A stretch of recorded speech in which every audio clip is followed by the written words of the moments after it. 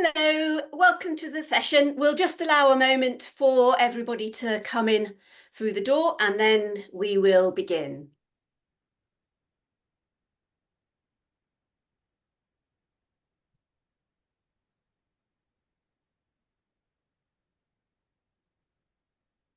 Welcome to everyone who's just joined. We're allowing a moment or two more for all the delegates to come in. It's a very busy webinar today, so we just want to give people enough time to join us, and then we'll start in just a minute.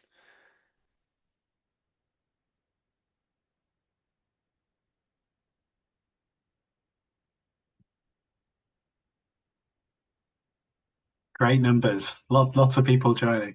That's right, Josh. I can still see them coming in. So we'll just give everyone a minute. As I say, it's a very full webinar, so it may just take a moment more than normal to allow people to arrive.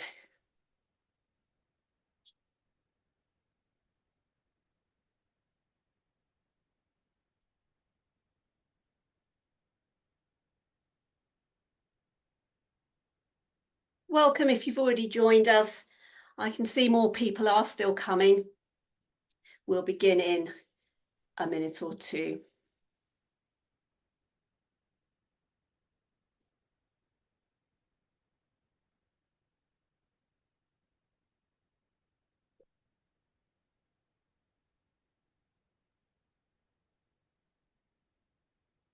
There we go. I think we'll kick off. So hello and welcome to this ETOA session. I'm Rachel Reed, Director of Insight, and today I am delighted to be joined by Joshua Ryan-Saha. Good morning, Josh. Good morning. Hello. Josh is from the University of Edinburgh's Futures Institute, and today we are going to be looking at applications of AI into our industry. Josh is going to run this in quite an interactive way, and I know that he will be asking you to type your experiences into the Q&A facility, so do please do that as he asks. Feel free to put your questions into there and we will pick them up as we go along. As usual with our sessions, we will record this and we will put it up on our Insight Hub. We'll also send you the link. I know there were some members who couldn't get in today with it being so popular, so we will send that out as soon as we've finished pretty much, and also the presentation will be available on there as well. Let us hand over to you, Josh. Thank you very much. And I've got to say, I'm absolutely blown away by the interest in the topic. I'm sure it is the topic rather than me that has brought so many people in, but I'm very, very grateful for your time. So without much further ado, AI and the future of travel. So what I'm going to do is talk a little bit about how AI is impacting the tourism industry, give a few use cases. But to get started, who am I? The existential question. So I am Joshua Ryan-Saha. I'm the Director of Travel Tech at the University of Edinburgh's Futures Institute. I've had a background in data and AI for 10 years now. And I used to live in Bosnia and Herzegovina, and I worked a little bit on the London Olympic Games. But my passion, my love has been technology and tourism. And just in the last couple of years, very much AI in the tourism industry. Just very quick thing about what I do. So I have a network of about 200 travel technology businesses in the UK, where we're trying to basically make Scotland the place to do business in travel tech. Been a lot of fun, some great AI companies in there. I also have a role in Scotland, but the reason why we think Edinburgh is particularly exciting, well, it's the home of Skyscanner and some other travel tech companies. The University of Edinburgh's AI department was the second only in the world after Stanford. And of course, if you haven't yet been to Scotland, you are very much invited. It would be lovely to have you there. I also chair a group as part of the industry leadership group in Scotland that's focused on AI.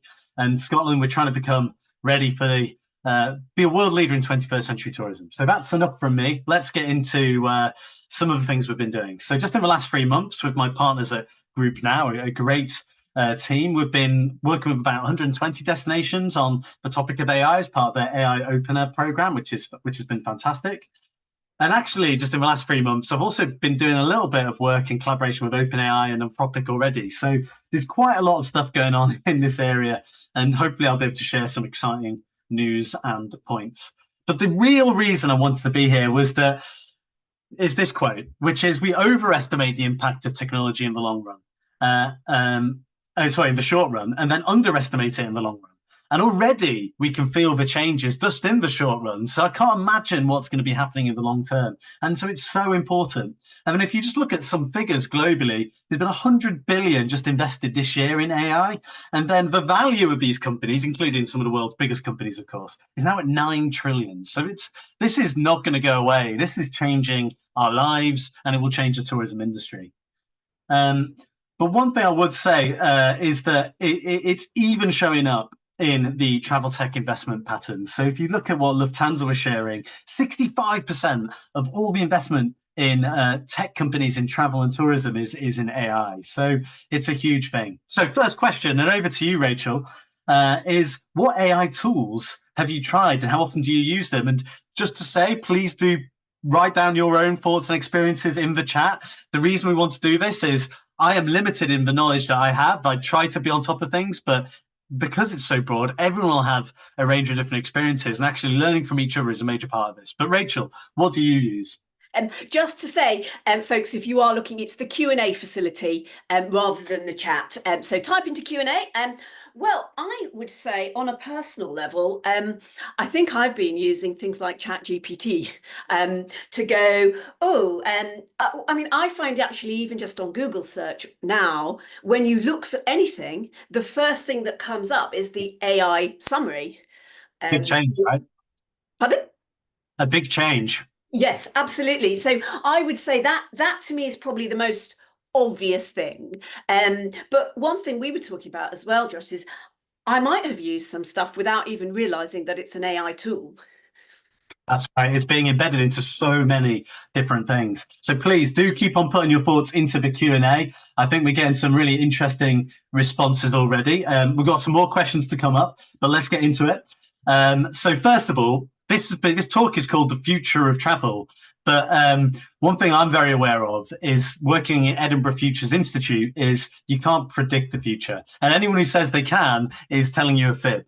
So what I try to think about when I think about the future of AI is to think about it as a verb rather than a noun. And by that, I mean, it's within all our collective responsibility to help shape it and drive those use cases and to explore different ways that it could be used.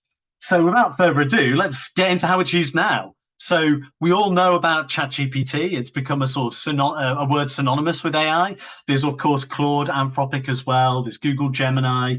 We can create insights now from data pretty easily. If you've got a CSV and you upload it, you can create code really well with Copilot, GitHub, images and video. We've seen AI images everywhere just for the last couple of years. And of course, music as well. There's been a lot of AI music. In fact, there's been 2 songs that have hit the US top 40 that are completely AI generated, which is a little bit scary. It's not just about what can be generated, though. It's also about what can be interpreted. So obviously we put text into these and we input text, but you can also put snippets of code and interpret that. You can put images and videos and it can interpret all of this. And it used to be that it wasn't very up to date, but now you can use web content and it is almost as up to date as the moment that it's on the internet. So it's changed quite a lot. And the real power with AI, I think, is this multimodal capability, the way that you can convert text into image back into text into sound into video, all of this sort of stuff. And to give you just one very basic case study, what I've just been to Denmark, and one of the tools that I've seen has been used is this thing called Brickit. There's a few others, but the idea is you can take a photo of your Lego on the floor, and then it will identify each of the different pieces from that image, and then it will create bespoke instructions and text and images, and I think video, to how to construct those different pieces. Some say it might take the fun away from Lego, but it is a good fun thing to try. So that's just an example. Yes, I'm seeing some wows, which is kind of fun. So second question, Rachel, but how are you using it, or how have you seen it being used in travel and tourism? So what are your thoughts? And please, anyone on the call, do put in your examples as well, because like I said, it's good to share. There are loads in there already, Josh, I can see. 37. Brilliant. There you go. I mean, I would say the most obvious and perhaps the most accessible kind of entry point for AI in our industry is chatbots for customer service. I think you obviously see that quite a lot, and it seems to be a way for the travel industry to put their toe in the water, really, because it's probably one of the easier things to get up and running. So yeah, I'd say that's probably the most obvious one. Well, that is perfect segue, Rachel, and hopefully everyone else put your thoughts in there. So now we're going to move on to customer service pretty much straight away. But here are the 4 areas that I've seen it used most frequently. So customer service is on there, but of course, marketing images, reviews and complaint handling. It's quite cathartic to put in. Maybe, sure no one on this call has ever had a bad review, but if you have, you can put it into some of these tools without customer details, and then tell them how you really think and how you really want to respond and clean it up a little bit. But of course, itineraries and things to do as well. So there's been a range of different use cases. What I'm going to focus in on, briefly talk about customer service, a bit about marketing, a little bit about itineraries and things to do, but a lot more actually on internal processes and innovation, because I think that is a really exciting area. So customer service engagement, handling those customer inquiries. It was actually at the start of last year, I hosted a session with the Chief Technology Officer at Skyscanner at Skyscanner's office and the former Chief Technology Officer at TravelPerk. And what TravelPerk, they're a travel management company, you're able to book travel for businesses. They, just in 2 days, just months after ChatGPT was launched, was able to create a tool that would handle all of their emails that were coming in from people who had booked with them, who needed an alteration or a change. They were able to use it to read all of those, understand them, categorize them, identify the next action, and for 80% of those inquiries, execute it. So it was able to resolve customer queries, manage them, and respond so much more quickly. And that was almost a year and a half ago now. Since then, over 1 million emails have been sent through TravelPerk systems, more confidently responding and actually resolving customer inquiries much more quickly. So this is happening, and I've seen it happen with Kiwi as well, and a range of other companies. So other areas I'm seeing this type of work happening is things like in the hotel industry. So for check-ins, we've been doing contactless check-in for a while, but now people are doing this sort of thing via WhatsApp. If you may have seen in the news that WhatsApp has been utilizing a model created by Meta called Llama, which is a different type of AI model. And it makes sense to me that they open sourced it and made it available, because then people can use WhatsApp to do these customer inquiries. Here are just 2 companies that I know. I'm not saying they're better than anyone else. These are just ones that I find interesting. And what they are able to do is use natural language to converse with the customer coming to that hotel in WhatsApp. We all use it every day, so it makes sense for businesses to be able to make it easy for customers to come. So that's one use case. We're also seeing it in the Airbnb or the Vrbo or the self-catering rental market, where you would often walk in and you may have a PDF sort of printed guest book, tell you how to turn on the gas or find the key or what have you. Well, Anna, created by a startup company called Collab, have done that. So we've just basically turned that guest book into like a WhatsApp chat, which I think is a great way of making it easier to navigate these sort of self-rental accommodations. So it's not just text, of course. Poly AI have been around for a long time, but they've really hit the market in a big way. And they're working with an awful lot of travel companies. And that is voice-to-voice, real-time conversations. And it sounds fantastic. It feels like a natural conversation. And they've just had, I think in the last year, another £50 million investment. Many of us know this gentleman, Lionel Messi, of course. Well, when he moved from Barcelona to America, it felt like that all of a sudden he could speak fluent English. And I don't think that's the case. It seems to me that they've been using an AI tool that turns his voice into English language, and it sounds and his mouth moves in a way that he's speaking in English, which is brilliant because he can communicate with his customers. And we think that that's using a tool called HeyGen. There's others as well, but this is a really good one. I recommend you play around with it. You can build an avatar of yourself, but the fun thing to do is to translate your own voice into multiple languages. I thought I'd save you that indignity of me doing it today, but I'd certainly recommend having a look at it. It's really good, and we all know the value of translation in tourism and how important it is to communicate people in the language they feel most comfortable. In a slight about change. You can also use these AI tools to create 3D models or VR and AR experiences. So they're just two examples using the gaming industry. But why do I mention it? Well, I think if you start to compile all of those examples together, things get quite interesting. One other thing I'd mention is that if you tell these AI tools to give it a character, a name, so Steve Jobs, it actually comes out with better quality ideas, which I think is quite curious. It's not like software we've used before. And also, in a really weird thing, as we're coming up to Christmas, weirdly, if you ask it to come up with an answer in December, the quality of the answer is often not as good as if you ask it in May, because we think that these systems have internalized the idea that in December it's kind of holiday season, which kind of blows my mind. Just shows you how little we know about some of these systems. So bringing all this together, you've got accurate, complex dialogue, perhaps with a character. You've got multilingual real-time translation. You've got detailed 3D models. Perhaps we're not far away from holographic assistants or avatars that can do our work for us or with us. And we're already starting to see this in the tourism industry.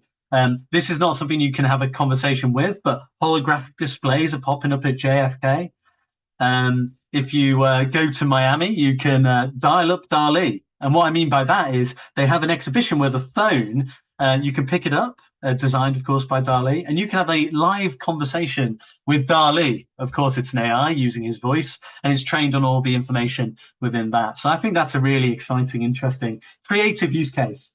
I actually talked about this before a year ago, and I was saying what's really exciting is how museums might be able to take this on board and use their collection of assets or points of interest as almost like data for conversations. So if I go to the National Museum of Scotland, a beautiful museum, and I say I'm interested in lighthouses, perhaps there's a tool that could find all of the different parts of that museum that are related to lighthouses and create a bespoke itinerary and maybe even have a dialogue with artifacts. Now, I said this a year ago, and it's been done. There's something called the Living Museum that is in the UK that actually is able to do this for the British Museum. So I searched on the Living Museum and said I'm interested in lighthouses. It showcased all of the different things within that museum related to lighthouses.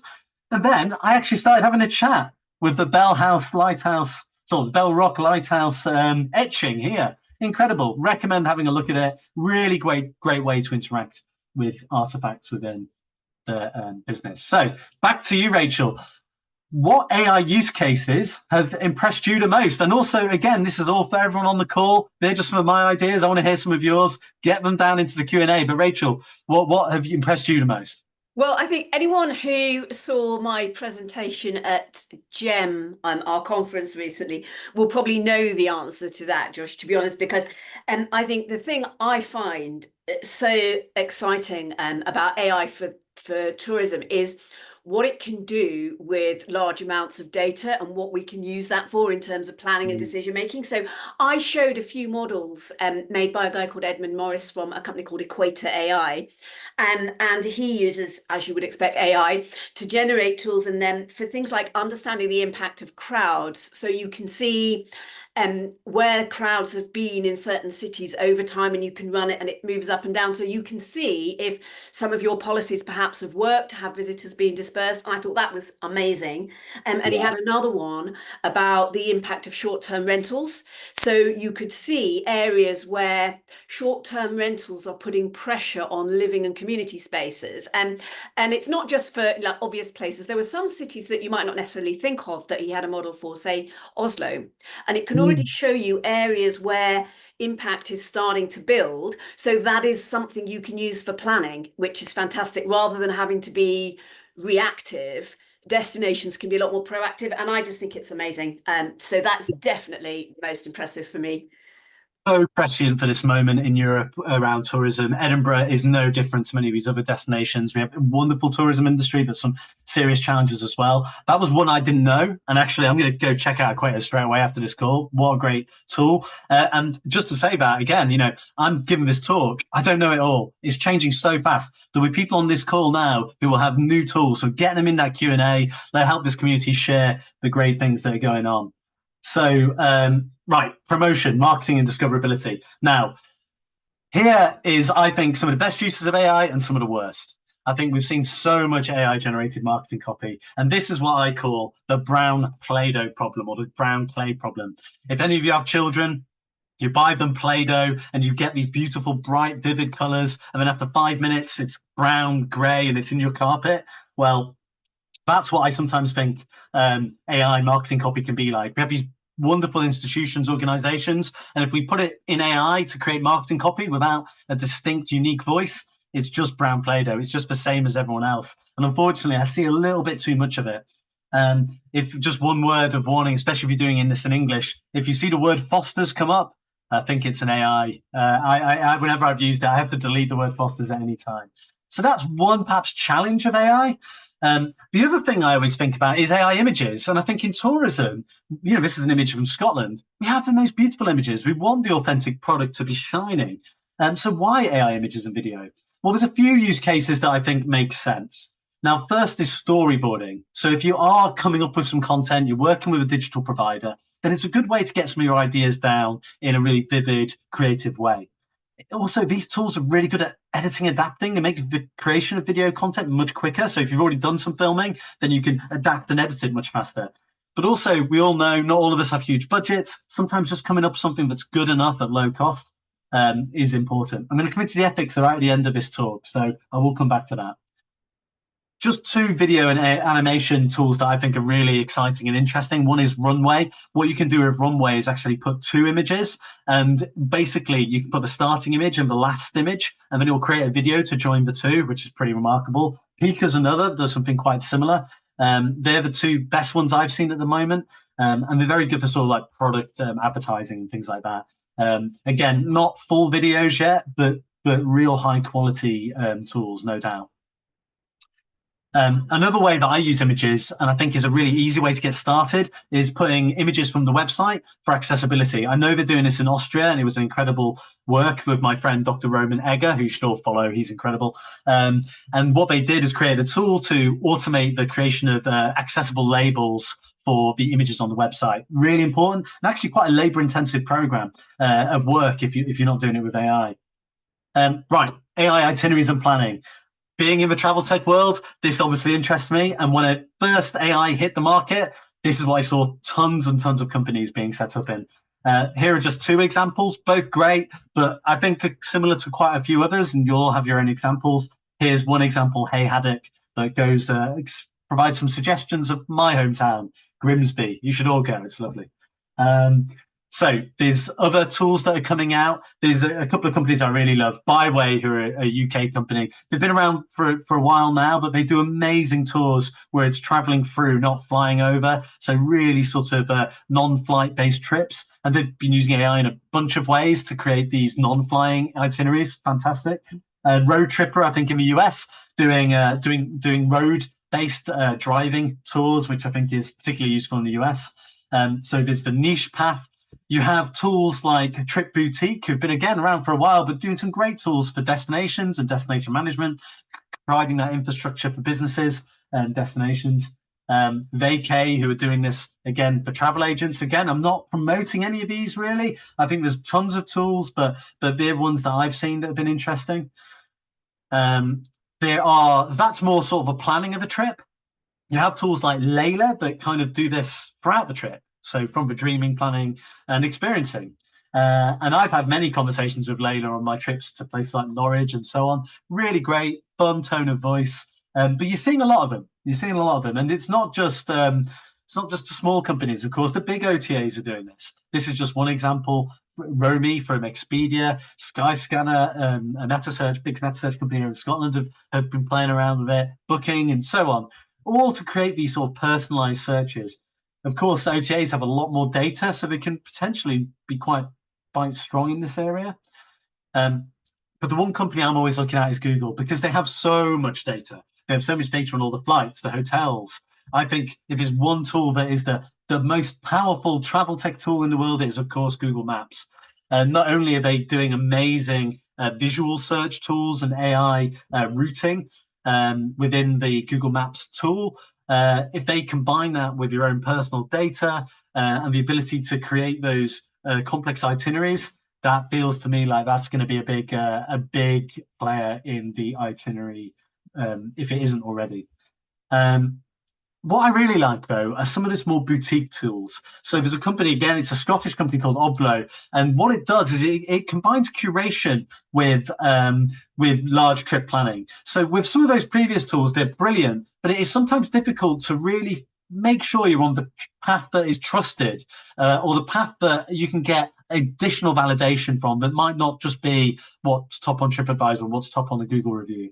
When I went to Rotterdam last year, I actually bought a subscription to the local newspaper to try and find the trusted new restaurants. And Oblo have kind of turned that process into a sort of AI tool. So they actually rank and find the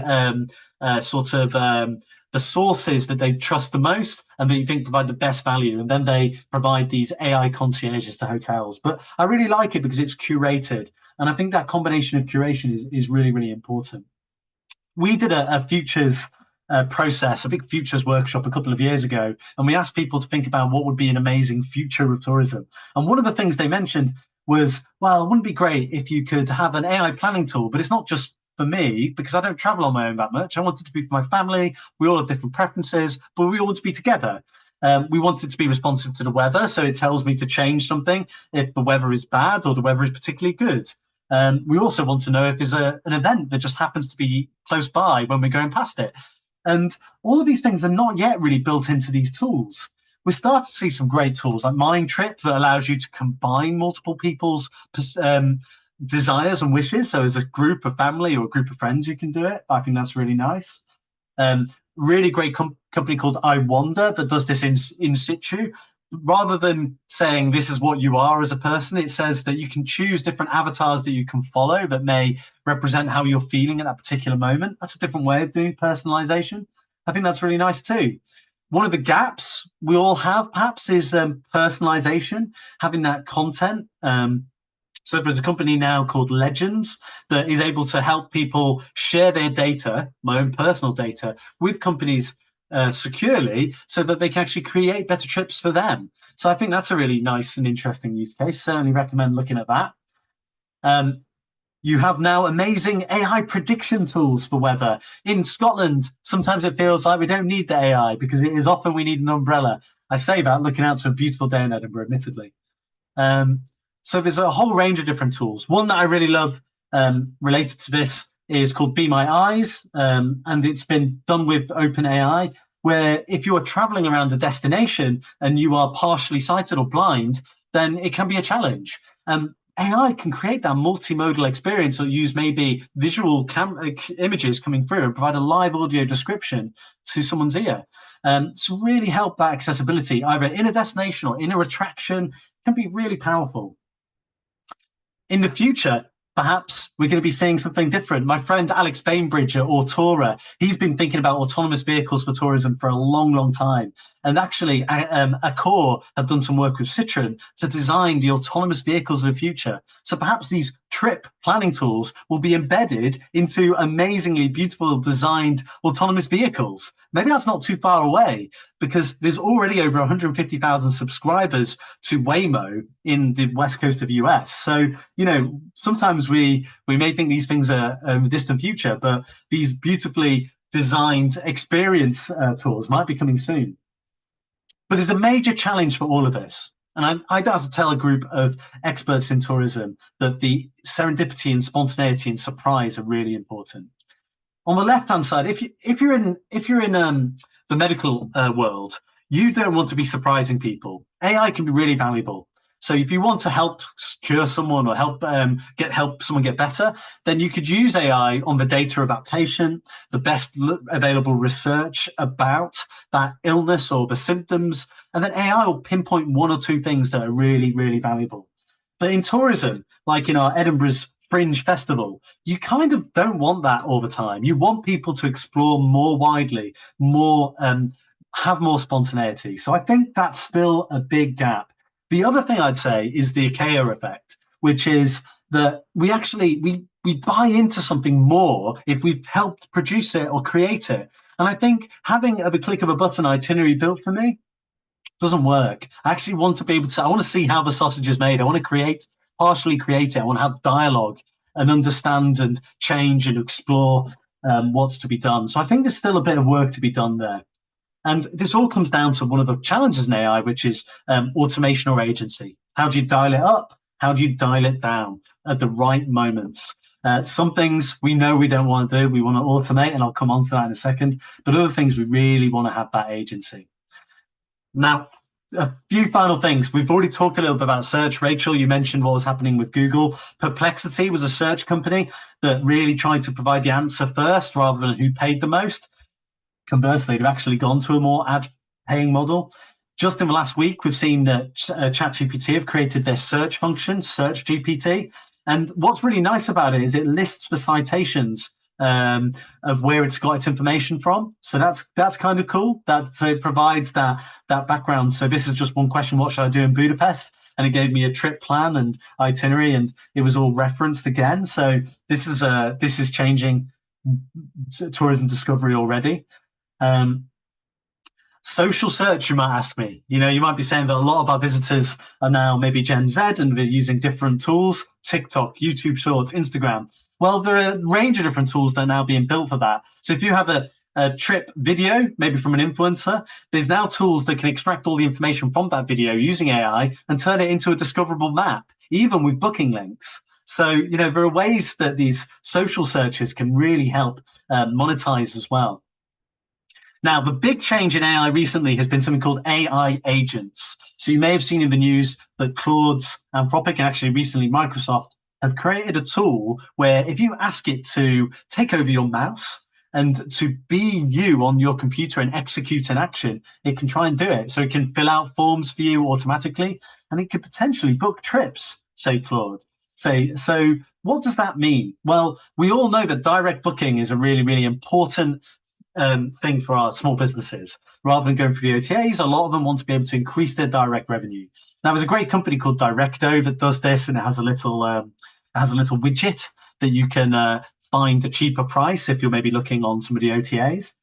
Well, maybe if you start to ask an AI agent to do some direct booking, perhaps it could navigate onto things like booking.com and then onto different websites and find the cheapest price for you. So it may change the way we use the internet. Rather than us all doing our legwork to find the cheapest price, we ask an agent to do it for us, and then it finds it back. It's potentially interesting. How will people respond to this? How will some of the big companies respond? I don't know, but it's a huge change in AI. So some tips before we get on to the next question. With these new search tools, with these new trip planning, and the ability of people to ask really nuanced, specific questions, it means that the whole model of SEO, search engine optimization, may change and is changing. So what we need to do as businesses is provide all destinations, provide specific, detailed local info about your business or destination, get it on the website, have it in structured format so that it will start to show up in these tools. So we really, really need to make sure we're always up to date. We're always providing as much information as possible. If anything, the onus on us to do that as businesses is more important. Our websites need to be updated every day with the new stuff that's going on, or our social media accounts. So, Rachel, that was quite a lot, that bit. But that was looking out. Now looking in. How are you using it, or how have you seen it being used in businesses? And do you have a policy? I would say we don't have a policy yet, just because we're not using it enough, and I think being a small business, as in, 25 employees, I'd say we're probably in keeping with a lot of SMEs that we definitely don't have a policy. What we're using it for mainly is things like content creation and simplifying instructions, where we go, hang on, these instructions are actually really complicated. Let's just see what ChatGPT says, and they will produce something that you go, oh yeah, that's actually much better, and it's just a quicker way of doing it. So we've been doing a bit of that, and I know as well, for example, our CRM system has recently launched a whole new AI module. We haven't bought it because it's too expensive for us, but this idea that you can utilize your CRM data a lot more for customer service, data analytics, marketing, and things like that. So we've just sort of started to look at that in terms of leveraging the CRM with AI. Yeah, no doubt. CRM is a big area. I think we've all probably been there where you've been on an amazing trip and you've got to then take in all the contacts and then you're onto an interface that is tiny and you're trying to, there's so many different ways we could be doing this better. So I think that's a great example, actually. And what I'm going to go into now is a little bit about some of the case studies that I think are really important internally. So if you're on the call and you've got some really good examples of how you've used it, please go into the Q&A, put all of that in there, because like I said, this is a peer session and you'll be able to learn from each other as well. I'm just going to give you some ideas from what I've seen.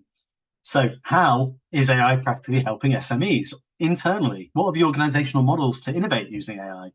So first of all, I'm going to mention a company we've worked with, a beautiful venue in the north of Scotland called Turin Castle. And we chatted to them because we had a little bit of funds to give to some Scottish businesses to help them innovate. And one of the challenges they had was they get really high value, wonderful customers coming to them who want a bespoke itinerary. And they wanted to create that itinerary really quickly. But often they found they were sort of remaking the wheel.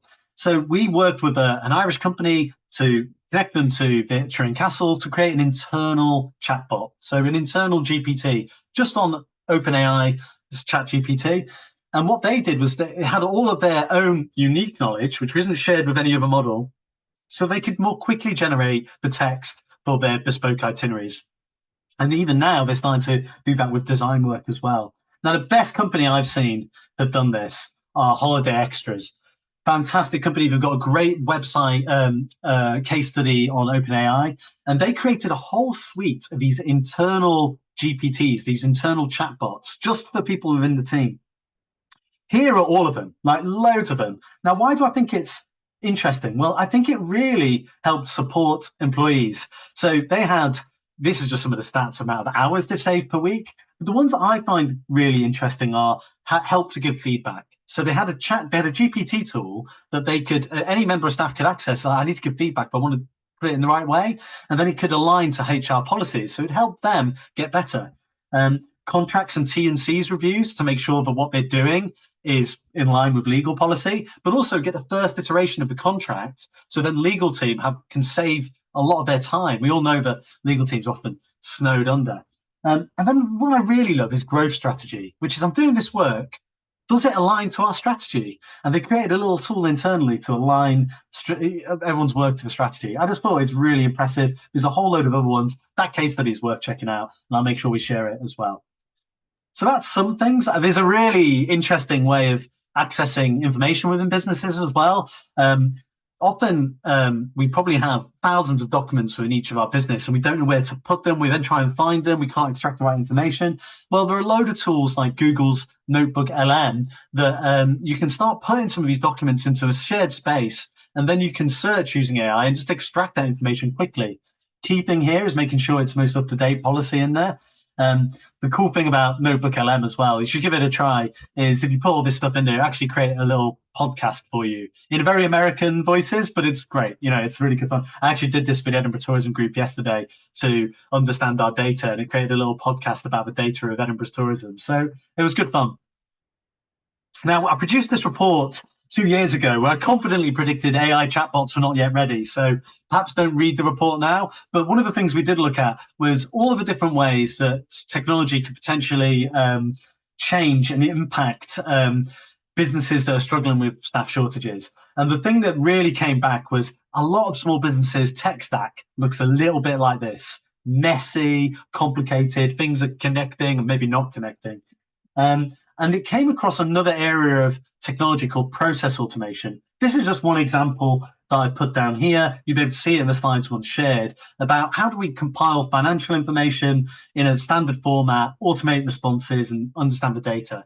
And there's these companies that can do this now with process automation. Here are just 3 examples: FD Intelligence, Appy, and RoboSize.me. Some of them in the hotel sector.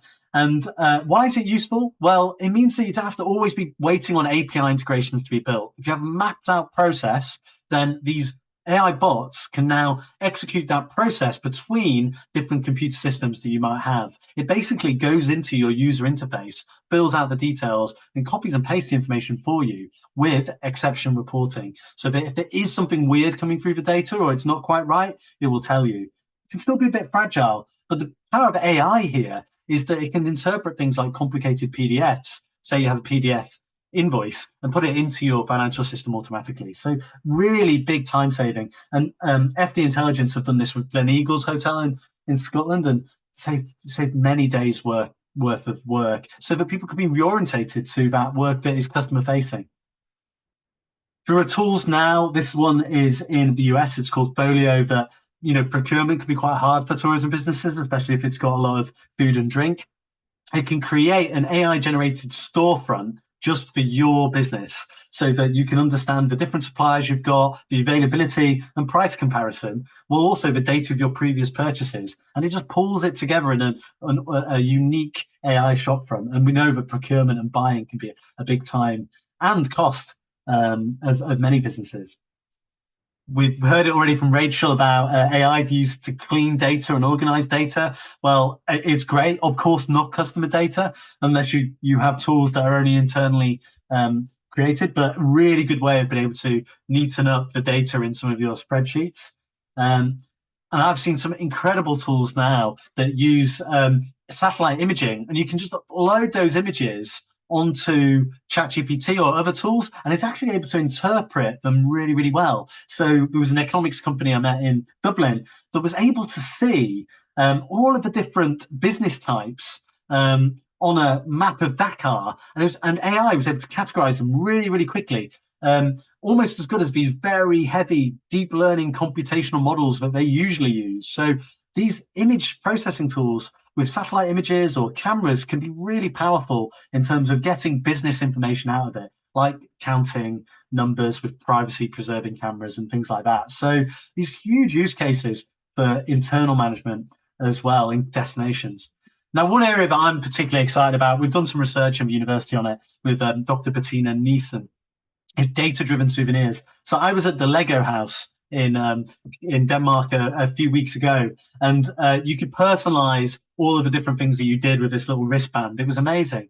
But if you get data on what people are doing within your destination or within your attraction or on your tour, and you understand the specific things related to that person, and you maybe have images, it's not that far away that we can create amazing, lovely digital, but potentially physical souvenirs that represent that tour. Something that's been very underdeveloped, but an exciting future case study.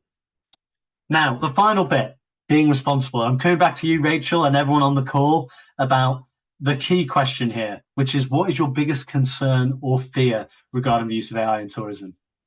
Well, I would say, Josh, it's not just about in tourism. I think just it's a general concern, really, which is around inaccuracy and bias, because these things are they're as good as what they're built on, and now with AI, how they've learned to generate things.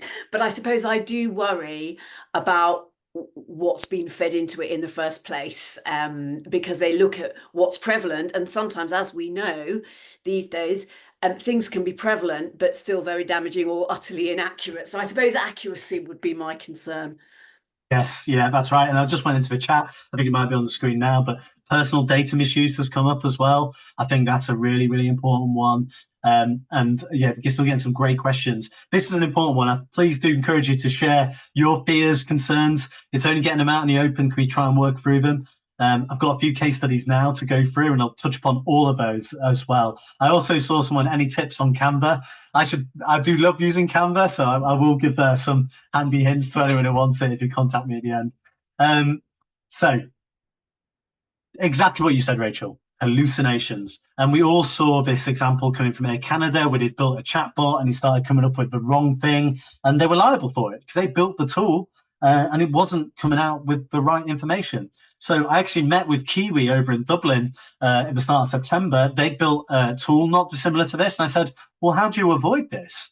How do you avoid hallucinations, especially in customer service, where you need to be accurate? And they gave a great answer. So the first thing is, if you are working with a company or you're building your own thing, dial down the autonomy of that model. So you can change it. You don't have to calibrate it so it's bringing everything from the internet. It could just be trained only using your data. So that it's not going out to the whole world, just your data. The thing I found most interesting is they actually had a quality assurance AI. So it wasn't just using one AI model to create the answer for customer service. It used several. So it had several checking each other. One to come out with a first response, One, to query the customer database, double check it. One, to do quality assurance. And then one, to check things like bias in the response as well. So they're compiling multiple models all together. But the main thing here is to red team it.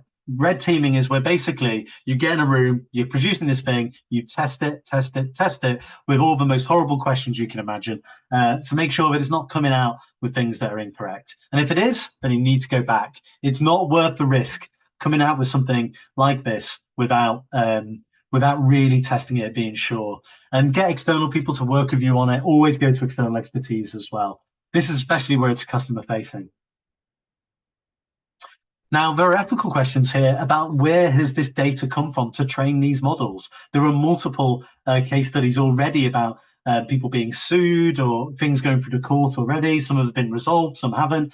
Now, there's loads of different responses to this. Some creative people are starting to actually poison the well. So they're putting wrong information back into these data models so that that it starts to give bad things back because, they've been trained on people's unique expertise, their own writing, their own images that they've created. So this comes from a Nesta article that talks about future signals, and it's saying that this has become a big trend. So it's a big problem for the AI companies to make sure that the quality of their data is still really good. There are some really interesting use cases.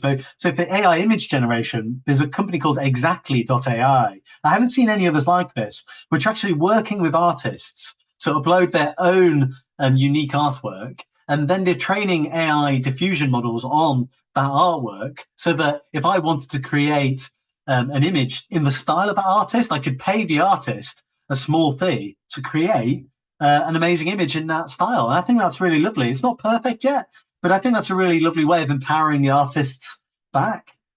There's also models like, I think Adobe now only have trained it on images that they have approval to train on. And I think having that consent is going to be really, really important. Still very early days and we're working through this. But I think going towards these places makes sense to me because it feels both legally secure, but also morally right. And then there are even some of the people who are behind the infrastructure of the internet are working up new marketplaces. So see how people who are being scraped all the time can actually get money, so that if you are a big scraping AI company, that you're actually getting charged for taking that information from different websites. So this is not yet to be determined, but new models are being tried. The other thing, and we can't have a conversation about this, is the huge climate impact. We know that just look at graphs of electricity use in the US, you see a massive increase coming in from 2022, 2023. And we think that is a large part just to huge use of data centers. This is one that's being installed in Scotland because it takes so much power to cool them down. Now, there are things that are changing here. We are having better, more highly efficient models. I actually worked with the European Commission 10 years ago on looking at this. So more efficient models already are being developed. More efficient cooling is being developed.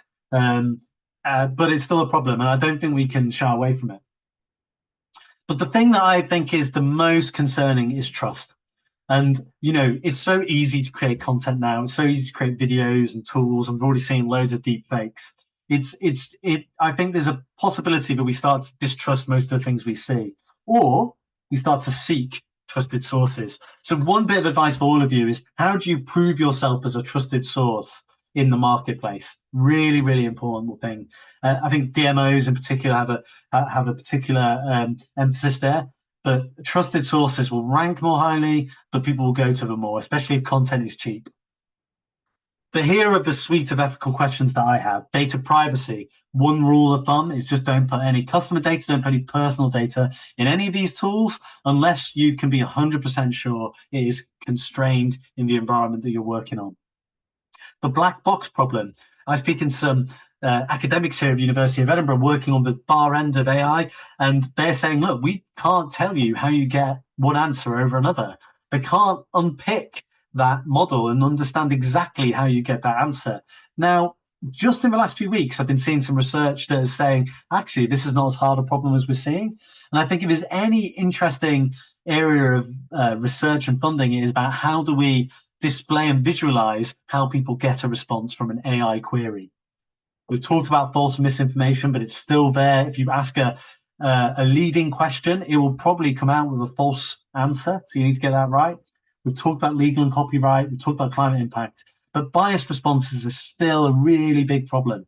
And what I mean by that is, just give you an example, for a lot of these models, if I ask in the UK to draw a picture of a doctor, it will often come out with a man. Now, we know in the UK, the majority of trainee doctors, and I think it's almost the majority of doctors in the workforce are now women. So, you know, they're building on biases of the past. So it's still a problem, and we always need to be wary of it and always thinking about, is this answer biased in some way, and how do we help make it become more real and more cognizant of the potential biases we have. Now, the answer to all of these problems, I think, is collective intelligence. And there's a great book here by Jeff Morgan, actually before ChatGPT was a thing, called Big Mind. And what I mean by collective intelligence is just don't give it over to AI. Always work with it. Use your own human intelligence alongside AI. Now, we're coming to the final bit around. Now, here's my sort of recommendations, pulling all this together. I know it's been an awful lot. I hope it's been interesting. Please do put some questions into the chat because we may have some time. First thing is a great quote, which is FOMO is not a strategy. You know, fear of missing out is not a strategy. You shouldn't just be using AI for the sake of it. And that is the truth. I love AI. I think it's super powerful. I think it's going to change the world, admittedly, with those challenges, but we need to be cognizant about how to use it. Now, here are 3 examples. I'll explain the middle one in a second. First, it's about how you use it, Rachel. You know, you need a second opinion, right? I've done this, but I want to improve on it. I want to get something better. Sometimes, if accuracy is not expected, so I've put Grimsby Town here, they're my football team, and accuracy is never expected when they're playing football, unfortunately. But it's you know, sometimes if it's not 100% accurate, then, and you need 100% accuracy, maybe don't use it, or you have to make sure you've calibrated it really correctly. The most important thing here is better than the available human. Tourism, we have small teams. It is really, really busy. Sometimes we don't have an available human, so AI can be really powerful. Rachel, I see you on the screen, but do you have any reflections just on these 3 points before I go into some of the final advice? I actually like your underlining of available human. To me, that sort of seems like a really sensible compromise, because it is not just about, you know, like you say, the human, it's about who's actually there. And that's probably where the industry sits with all of this, is it's at its most useful when it helps us be places we couldn't otherwise be, I suppose. That's right. My thought. Tourism is all about, I think, still is all about the human welcome. It's about the human connection. It's about discovering new places, meeting new people, living like local, all of that. But we know we have challenges, and I don't think AI should ever take away from that. And if it is, then it's a problem. But if you haven't got the staff and you've got amazing new experiences that could really enhance that experience, then that's when you use it. I'm just going into the next one. There's a couple of skill sets that I think this group probably wants to be exploring. One is just getting better at using these tools. So when, like you use it, Rachel, when you're on ChatGPT and you're trying to get that second opinion, becoming really good at prompting is really useful. But as you've seen today, there's a huge amount of companies as well. And being an intelligent buyer, asking the right questions about security, about ethics, about capability is a really important skill set that you're going to need and your team is going to need. Here are some easy starting points, I think. One is what Holiday Extras were able to do and a load of other companies, which are some of those internal FAQ bots. Really easy to make, good to calibrate, and as we've seen, can save people's time. I mentioned as well labeling photos for website accessibility. For me, that's just a quick win, really quick, and you know, saves an awful lot of time. And makes you more accessible. And accessible tourism is so important. I think give curators, designers, staff access to the tools in a controlled way that you're comfortable with and with very clear guidance. And then collaborate. You know, across Europe, we have some of the best universities, best startups, best students, best academics in the world. And, do start collaborating with them to get started on these things. Not just Edinburgh, although Edinburgh's a great starting point, no doubt. So FOMO is not a strategy, but it is still fun to play. And I really think it is, and you can safely play with these tools. And I think these are my last 3 slides, I promise, as we've got 5 minutes left. One is, if you do have a team big enough, consider dedicating staff to AI or giving someone responsibility for it. We would with data, we would with website, and it's a big enough change that I think it's useful to dedicate that. Always think about the places where you can add the most value or save the most time, like I mentioned before. You've got to make sure your data is up to date. You need to be up to date on the website. It needs to be up to date in any model that you're training on. And just play, get started, build something. The tools are so accessible now that you can make stuff really quickly. I know startups that have been founded just in 2 weeks, where all they've been is on their own using AI tools to create their startup. You've got beautiful websites, all these sort of things. So it's good to play. Be a bit careful about putting stuff out into the market unless you're really happy about it. Now, final bit about me. This is the Edinburgh Futures Institute. It's a beautiful part of Edinburgh. You are all welcome. And there's a little ward. That's me from a few years ago, admittedly. That ward is where we're based. And we're trying to do more work in AI and tourism. Really keen to collaborate. And, here are my contact details. So thank you so much for listening. It's been really enjoyable to speak to you. What an unbelievably amazing audience. And I think we've probably got 4 minutes for Q&A, which is great. Actually, Joshua, we don't have a hard and fast stop time because, of course, we are recording the session as well. And I can see there's still well over 200 delegates sitting on the webinar. So wow, we yeah. definitely take some questions. Absolutely. Yeah, great. So if you want to just pick something that you think will be of interest that people have shared, we've definitely got a little bit of time to do that. Yeah, so I'm just going to go through some of the questions and get a few answers out. I could probably stay up until about 2 or 3 minutes past, mainly because my voice is going to go. but yes, no, I'm not surprised. But yes, do pick out a few that you think are common things. Yeah, so I'm going to go to Jen Wallace first. Our ticketing system and retail system are entirely separate, making data analysis very difficult. Do you have any suggestions? Well, the first thing I'd always look at in that case is whether you have an API, but sometimes it can be very costly to build it. That's where I'd go potentially to explore process automation companies or Zapier. So Zapier and other process automation tools are really good at being able to extract data and then pull it into other data systems. It's not always perfect. AI has made it a lot better, but I would explore that area. I was actually having lunch with some people working at a hotel in Edinburgh, and we were talking about this. So that's what I would explore. When you get the slides, you'll see a few, but there are a lot of them. They use a tool called UiPath. So that's what I would recommend. Or potentially even just extracting it separately, doing a data matching tool, maybe working with a student or someone to work with it in a project. Building custom GPTs from Dennis Grausland. Where would I start? Well, it's really easy to do within ChatGPT itself. I think you might need to pay for a subscription. So what I would do is almost put half a day aside, watch a couple of YouTube videos for how to use it, and then you can just build it out. Now, it doesn't need to be that. In Claude, you can create something called Claude projects, and all you do is put in a few of your data tools. So maybe it's all your policies, maybe it's your documents. And if you've got a team that can use it, then when you ask it questions, it will just be asking questions of those documents. So yeah, Claude projects, it is quite easy to use. And one thing for everyone on the call, YouTube is your friend, right? There's so many good, very explicit, really well done videos that give you step-by-step guidance on how to use these tools. Right, anonymous attendee, human interaction, word of mouth being available to clients, suppliers, especially in the travel industry. Yeah, so that's one of their concerns. It's mine as well. I think you have to get that balance of agency or autonomy. It's difficult. You kind of have to calibrate it over time. Would it be possible to have a list of tech solutions websites? Absolutely. One thing I'd say is these are just ones I see. And, like I said, I'm sure there's many on this huge chat with 80 Q&As that will be really valuable for you. And maybe we can even take that chat and see what we can do with it, Rachel, and hopefully that'll be a good useful thing. Not enough authentic content from authors. 100% see that as a problem as well. I'll just see if any final questions. I'm feeling, so from Rebecca, it's a really good question. I feel like I'm losing my ability to make things myself, like writing text or more things because I'm getting used to using AI. Is that a problem?